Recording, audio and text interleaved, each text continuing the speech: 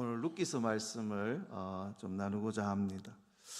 에스더서도 감동인데 룻기서는 좀 더 감동인 게, 에스더는 유대인 여인이었지만 룻은 이방 여인입니다. 이 유대인 사이에서 그 모압 이방 여인의 이야기인데, 이것이 참 우리들에게 감동을 줍니다.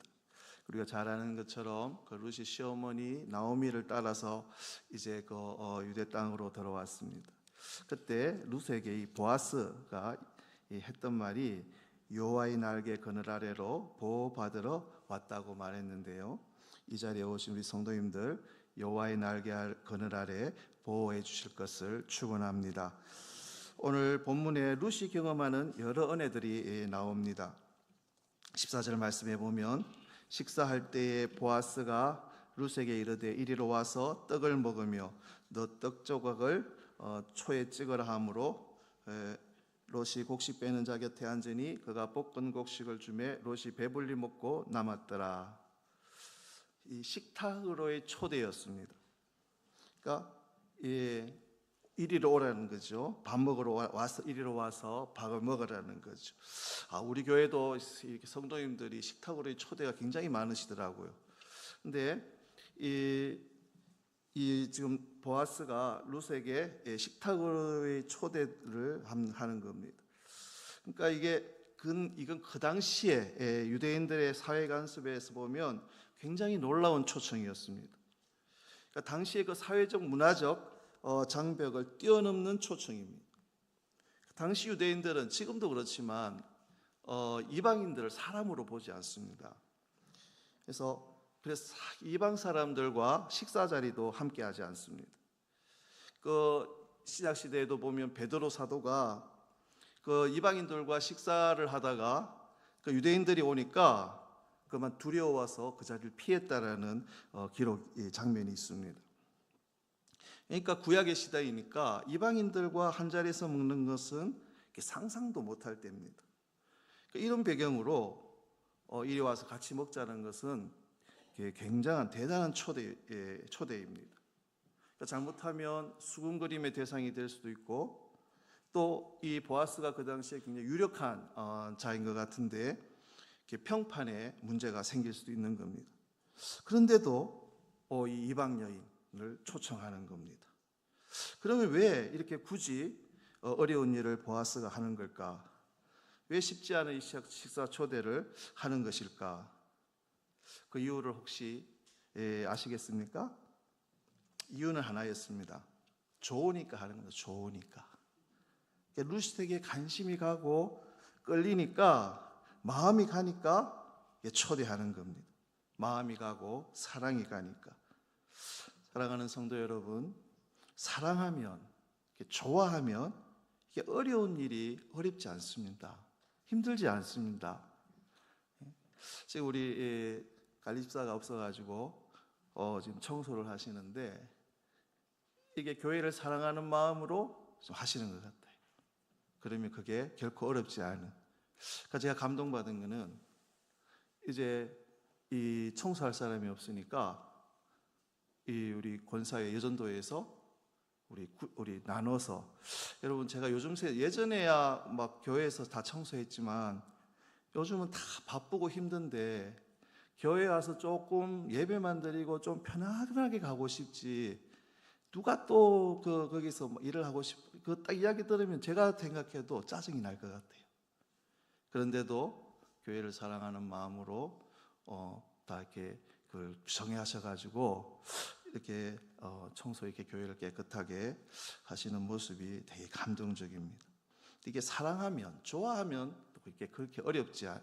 제가 보니까 일이 많아서 힘든 게 아니라 누구랑 함께 하느냐에 따라서 그게 다른 것 같아요. 저도 처음에는 이제 제가 그냥 아무도 지금 그게 없으니까 저라도 해야 되겠다 싶어서 하는데, 근데 도와주시는 분이 있대요. 함께 하시는 분이.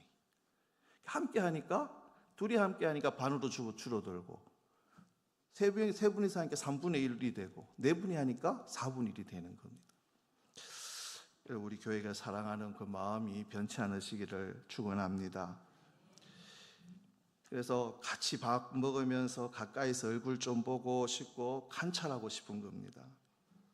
그러니까 원래 이 식탁의 자리가 그렇지 않습니까? 그냥 단순히 음식이 오가는 자리가 아니라 그 마음이 오가는 자리고, 이게 관계가 열리는 자리입니다.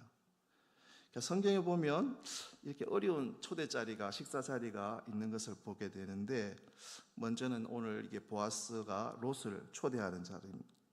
보면 이 이방 여인이기 때문에 그 식사 자리에 자격이 없는 여인이었습니다.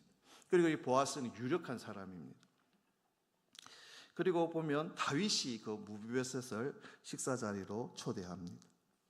이제 왕은, 이제 다윗은 왕이었고, 이 무비보셋은 몰락한 왕조의 후손입니다. 그리고 쩔뚝발입니다. 왕자들과 신하들이, 그 쟁쟁한 신하들과 장군들이 앉아 있는 자리에 이 몰락한 왕조의 후손인 이 무비보셋이 초대받은 것을 보게 됩니다. 또 하나는 부활하신 예수님이 베드로를 초대하는 장면이 있습니다. 베드로가 예수님을 3번이나 부인했던 사람이었습니다. 그래서 이제 염치가 없으니까 나 같은 거 이제 고기 잡으러 간다고 아마 세상으로 아마 이 베드로가 나갔던 것 같습니다. 그때 예수님께서 이 베드로를 다시 식사의 자리로 초대하십니다. 그러니까 이 초대들의 공통점은 다 자격 없는 자를 초대한 겁니다. 그리고 또 보면 이 모든 것이 사랑 없이는 안 되는 것들이었습니다. 보아스가 이방 여인 룻을 초대한 것은 사랑 때문입니다. 또 다윗이 몰락한 왕조의 후손 무비보셋을 초청한 것은 그 아버지 요나단에 대한 사랑이었습니다. 또 세상으로 도망갔던 베드로를 예수님께서 초청하신 것도 사랑하니까 초청하신 겁니다. 그러니까 이유가 복잡하지 않고 단순합니다. 사랑하니까 초청하고 같이 식사 자리를 갖는 겁니다. 이 3가지 식탁을 보면 우리의 복음의 본질을 볼 수 있겠습니다. 초청받을 수 없는 이방 여인이 존귀한 식탁에 초대받고, 초청받을 수 없는 몰락한 왕조의 후손이 왕의 식탁에 앉게 되고, 스승을 배신하고 도망간 베드로가 다시 사명자로 세워지는 이 자리, 이게 복음입니다. 오늘 감사하게도 우리도 그 식탁에 초대받은 줄로 믿습니다.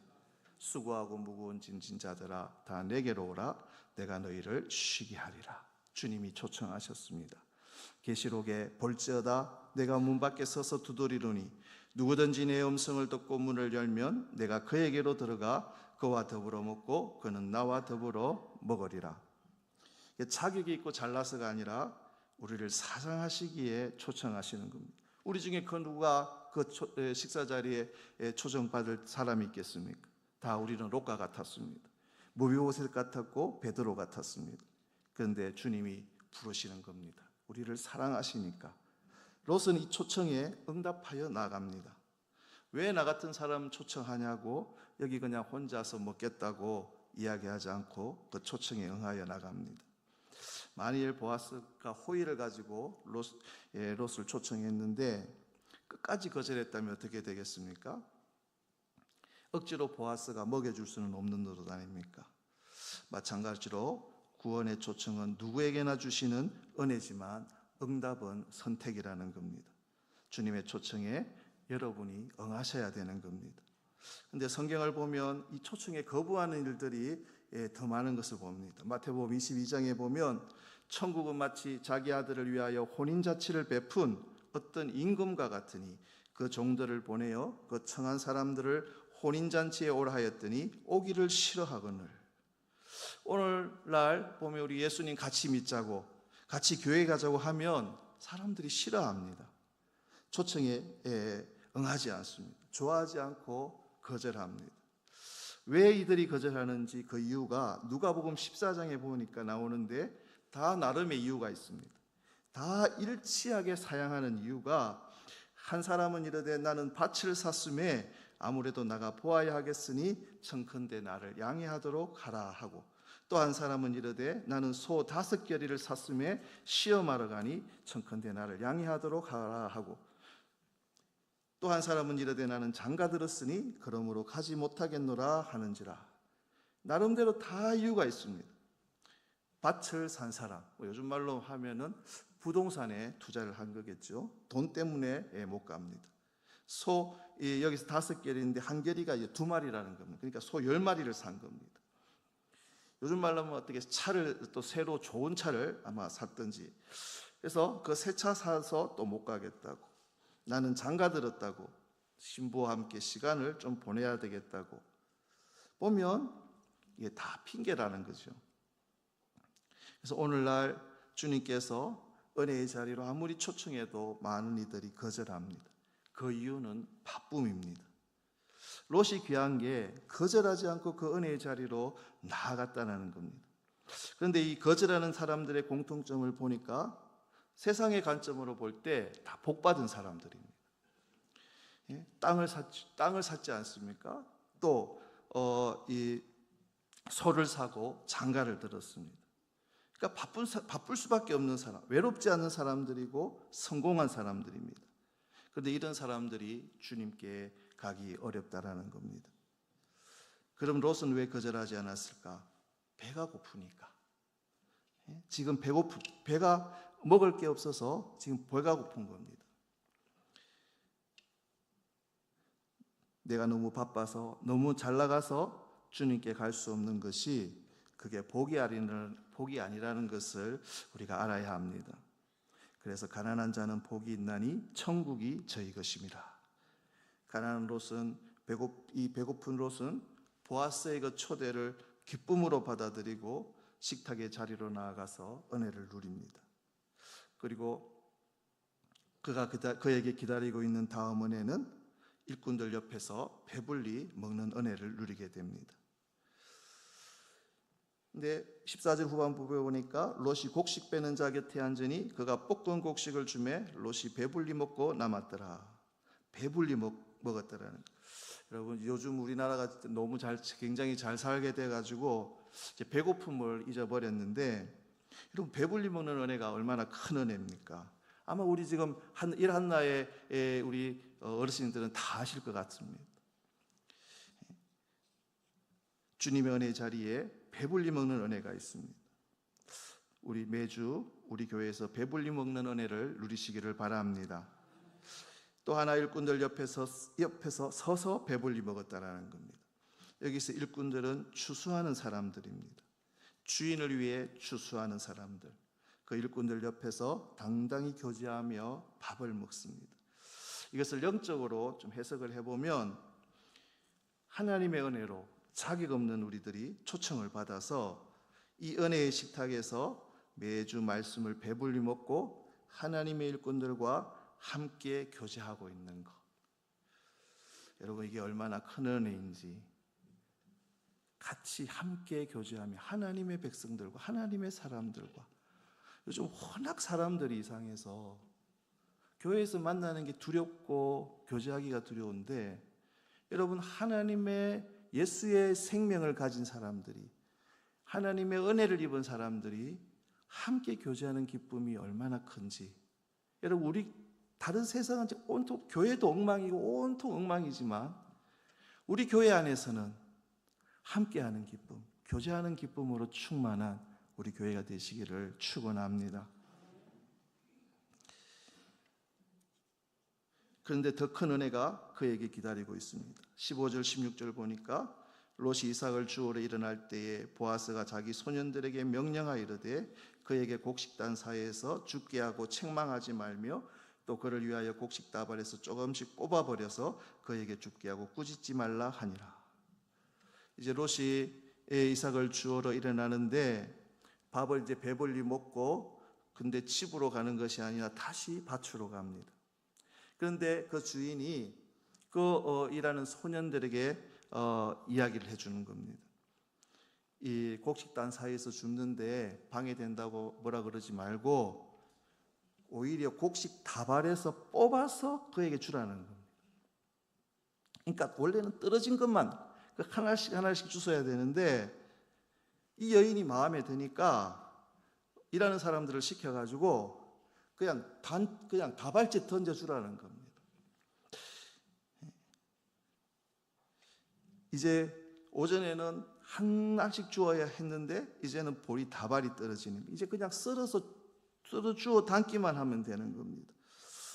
여러분, 이것이 우리 신앙생활에 비추어 볼 때 우리 예수님의 초청을 받아서 배부르게 매주 은혜 받는 은혜를 누리고 하나님의 사람들과 교제하는 은혜를 누리는 이 기쁨이 큰데, 더 좋은 은혜가 있는데 내 인생에 몇 단이 떨어지는 은혜가 기다리고 있습니다. 근데 그 은혜는 어디서 찾아지느냐? 일터에서 기다리고 있는 겁니다. 만약 그날 롯이 식탁에서 자기 그냥 배가 불렀다고 만족하고 집으로 돌아갔다면 그 보아스가 준비한 몇 단째 떨어지는 은혜를 경험하지는 못했을 겁니다. 우리가 예배의 자리에서 배부르게 말씀을 먹고 교제하는 그 기쁨을 누립니다. 그런데 왜 교회에서 일하라고 사역을 하는지 아십니까?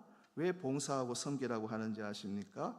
그곳에 몇 단째 떨어지는 은혜가 있기 때문입니다.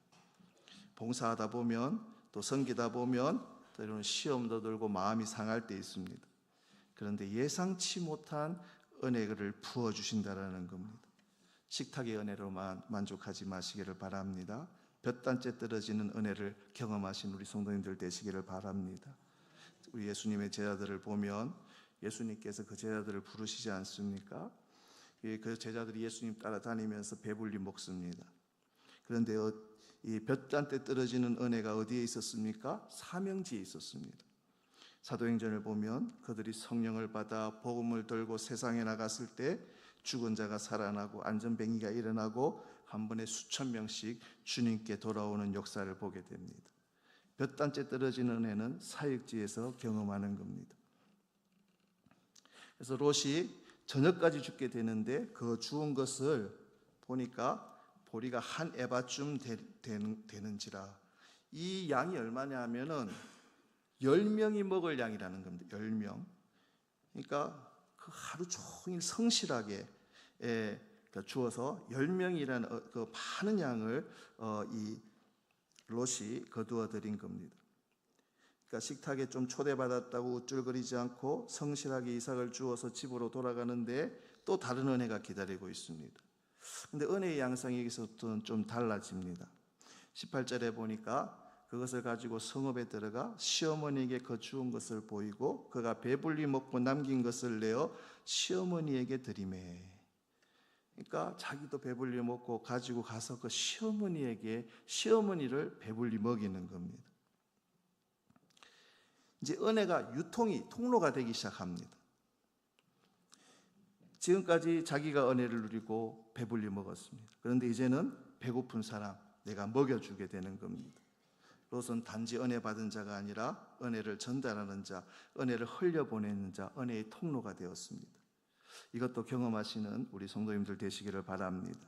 은혜 받는 것이 아니라, 나만 은혜 받는 것이 아니라 아직 못 받은 자에게 은혜를 전달해 준다면 그것이 얼마나 참 보람 있고 행복한 일이 되겠습니까?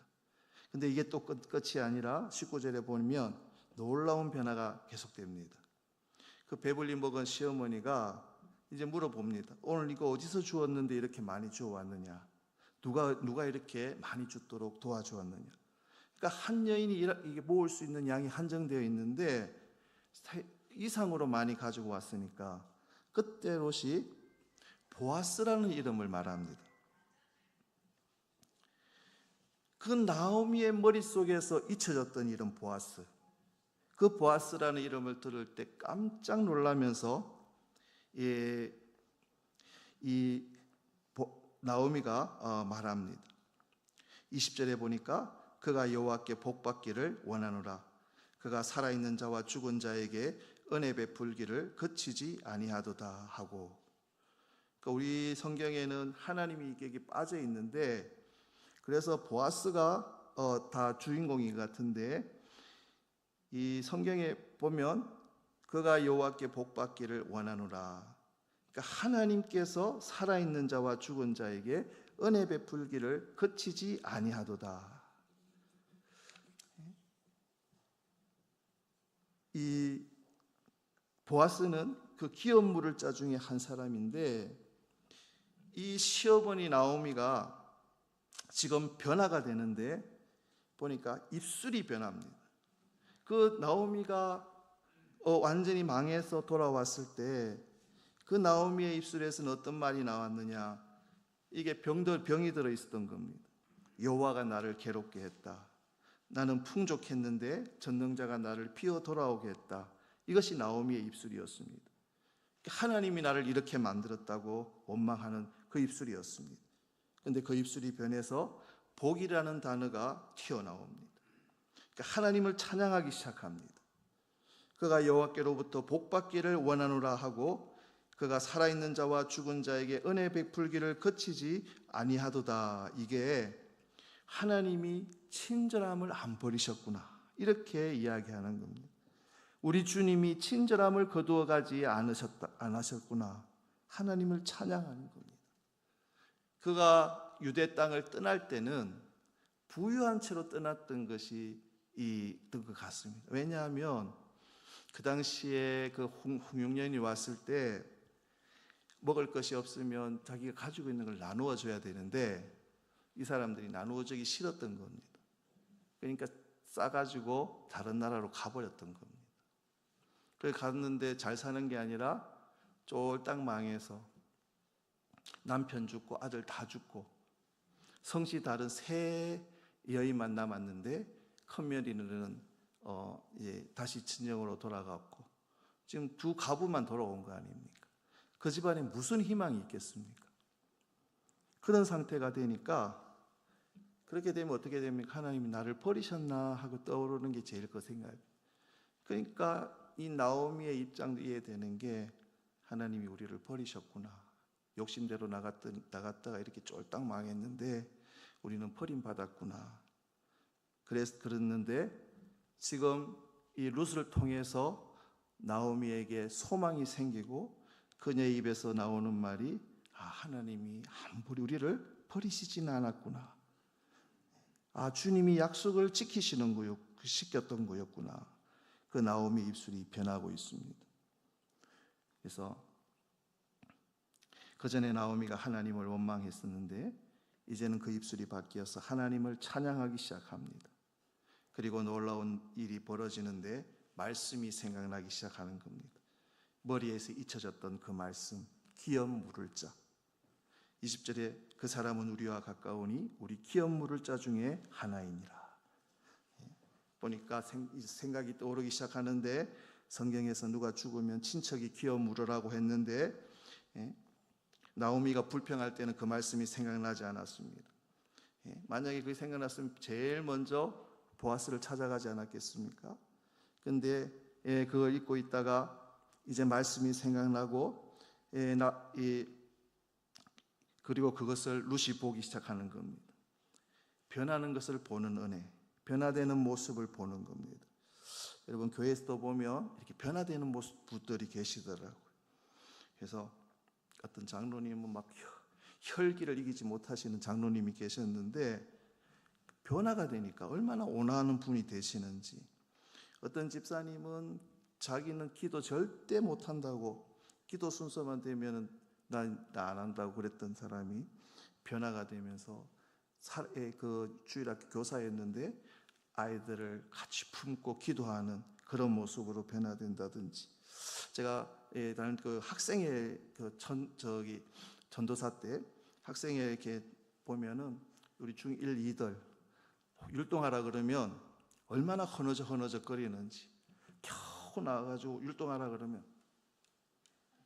이랬던 애들이 변화가 되는데 얼마나 뜨겁게 찬양하고 하는 그러니까 믿음이 들어가니까 변화가 되더라는 거죠.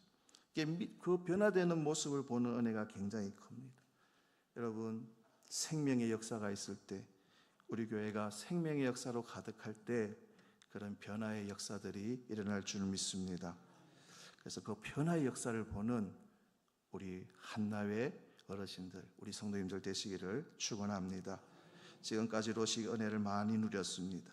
자격 없는 자가 이방인의 식탁으로 초청받는 거 은혜입니다. 배불리 먹은 거 은혜고 일꾼들과 같이 교제하는 것 은혜입니다. 볕단에 떨어지는 이삭 쓸어 담는 것도 은혜입니다. 은혜의 통로가 되어서 시어머니 배부르게 먹인 것도 은혜입니다.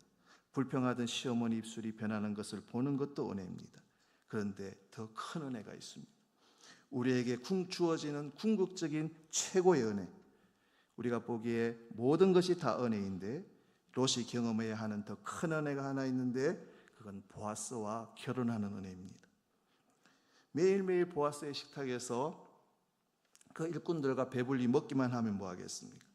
볕단에서 이삭을 쓸어 담으면 뭐하겠습니까? 보아스와 결혼하지 못한다면 그 주워온 이삭 배 터지게 먹는 이야기로 아마 룻기는 끝났을 겁니다. 그런데 왜 이야기가 성경까지 기록되느냐?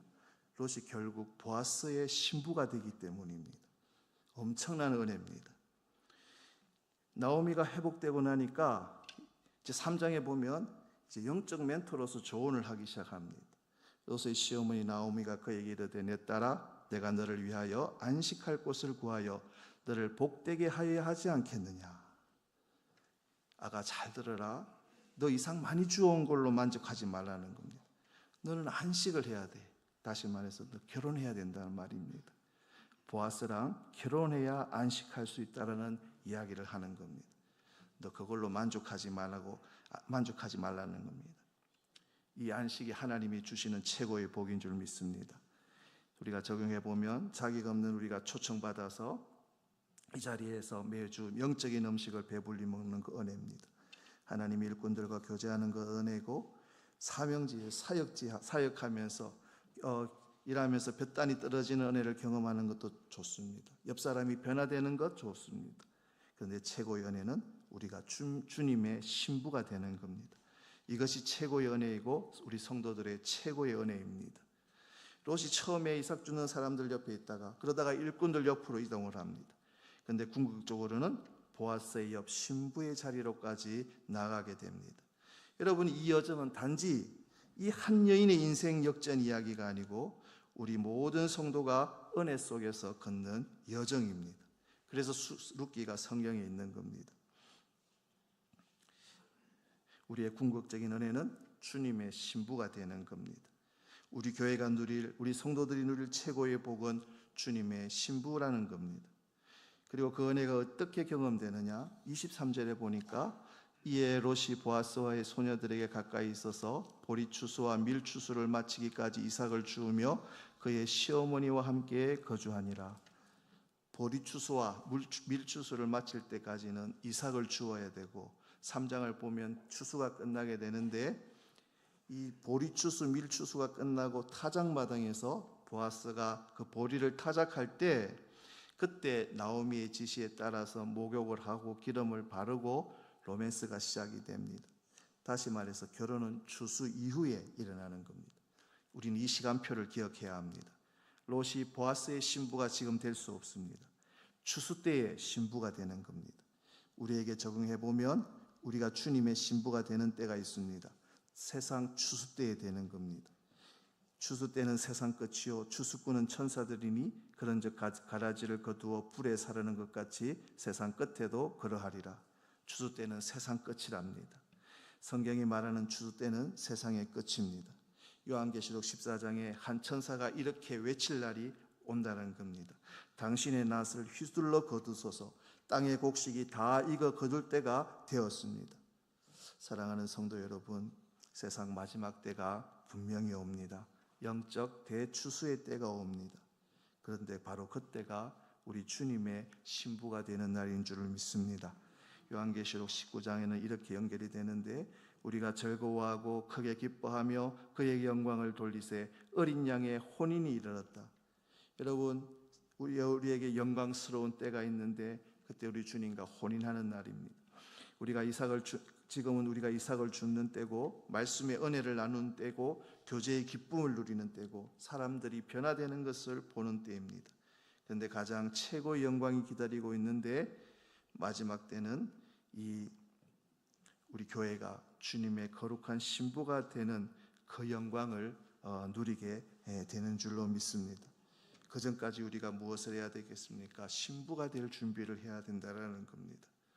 이 회복된 나오미가 롯에게 조언하기를 신부가 되는 길을 준비합니다. 모압 여인 롯이 그 이르되 그가 내게 또 이르기를 내 추수를 다 마치기까지 너는 내 소년들에게 가까이 있으라 하더이다니 나오미가 며느리 롯에게 이르되 내 딸아 너는 그의 소녀들과 함께 나가고 다른 밭에서 사람을 만나지 아니하는 것이 좋으니라 하는지라. 다른 밭으로 가지 않고 여기 머무는 것이 좋다. 이게 보아스의 신부로 준비되는 글입니다. 롯이 그날 보아스의 밭에서 재미를 톡톡히 봤습니다. 근데 그 다음 날 오늘은 여기서 재미 봤으니까 이제 다른 밭으로 가서 재미를 봐야지 하고, 만약에 다른 밭으로 옮겨갔다면 보아스의 신부가 되는 것은 어려웠을 겁니다. 그 보아스의 밭에 머물러야지 보아스의 신부가 됩니다. 여러분, 영적으로도 우리가 어떻게 주님의 신부로 준비가 될 겁니까? 이 사명의 자리, 하나님께서 허락하신 이 자리, 이삭이 떨어지는 자리를 떠나지 않고 묵묵히 추수의 때까지 그 자리를 지키고 있어야 우리가 주님의 신부가 되는 겁니다.